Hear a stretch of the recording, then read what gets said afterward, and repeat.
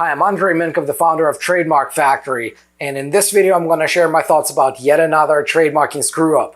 This time around, it's Tivoli LLC's plans for brand expansion being blocked by TiVo.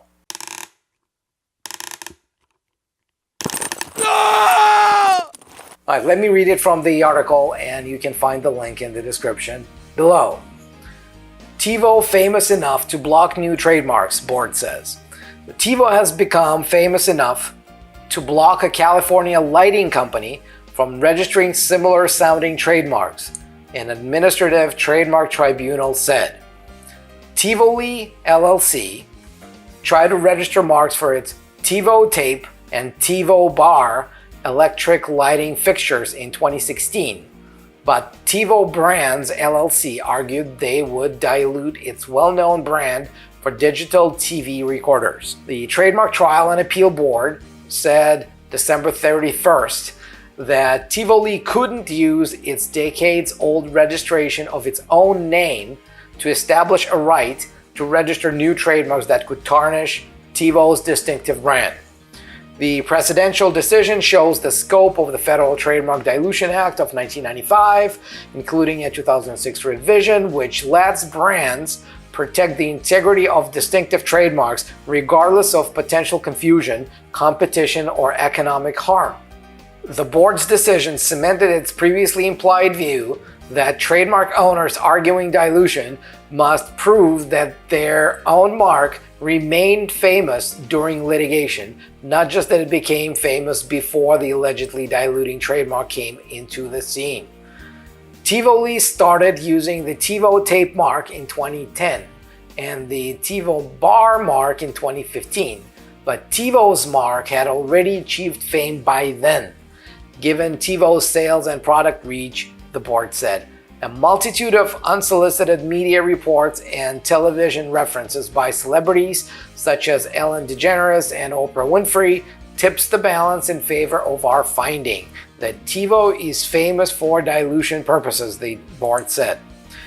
The board rejected Tivoli's claims that its corporate name, registered as a trademark in 1975, allowed it to sidestep TiVo's dilution claims.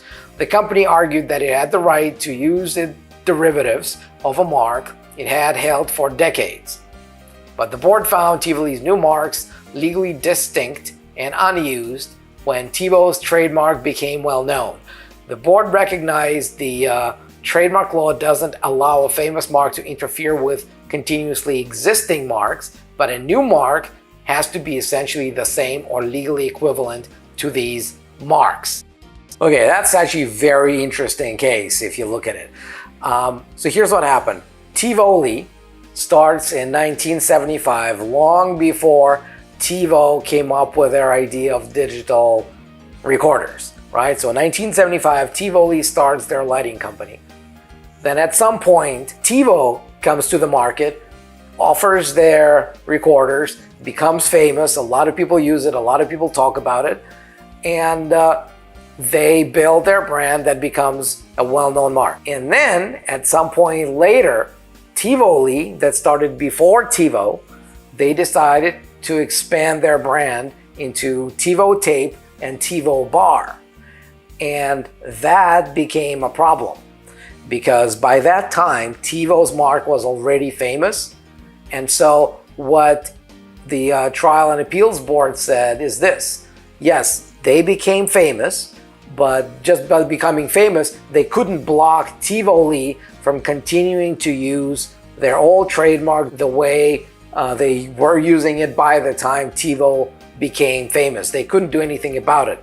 But TiVo can now stop Tivoli's attempts to expand their brand beyond what it used to be by the time TiVo became famous. So this is very, very, very interesting. So I'd be curious to see if anything similar would have happened if instead of it being TiVo tape and TiVo bar, they chose Tivoli tape and Tivoli bar or something like that.